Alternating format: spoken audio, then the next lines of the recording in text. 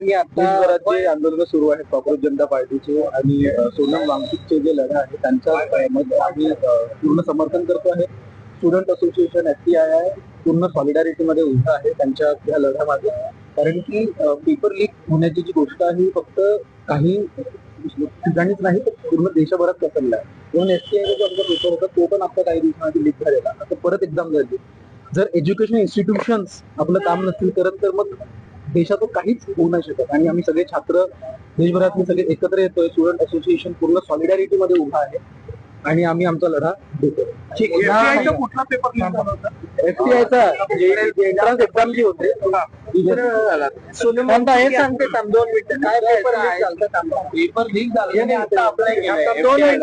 या वर्षी अप्लाय केलंय मी FTIला आणि एवढे परीक्षा तयारी करून यायची हे सगळं करून पेपर लीक झाला. जस्ट नीट नंतर आमची परीक्षा आली ते परत पेपर केलं. त्याने काही फरक पडत नाही. यांना फक्त टेलिग्राम बॅन करायचं वगैरे वगैरे अशा गोष्टी करतील. आम्ही बेसिक संवाद मागतो. तुम्ही अकाउंटेबिलिटी घ्या. तुम्ही संवाद करा आमच्यासोबत. तुमचा मुद्दा आहे की आम्ही काय करतोय काय नाही तो प्रश्नच नाही. प्रश्न आहे की हे करण्याची गरज नाही.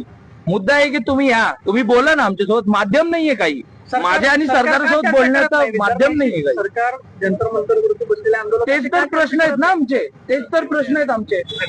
तेच तर आम्ही येतोय बाहेर मागतोय की भाई सांगा आम्हाला काय आहे. आमच्यासोबत बोला संवाद झाला नाही. पण त्यांना फक्त त्यांच्या ऑफिसेस मध्ये बसून पायावर पाय ठेवून चहा प्यायचा. अजून ह्याच्या पलीकडे काहीच काम नाही.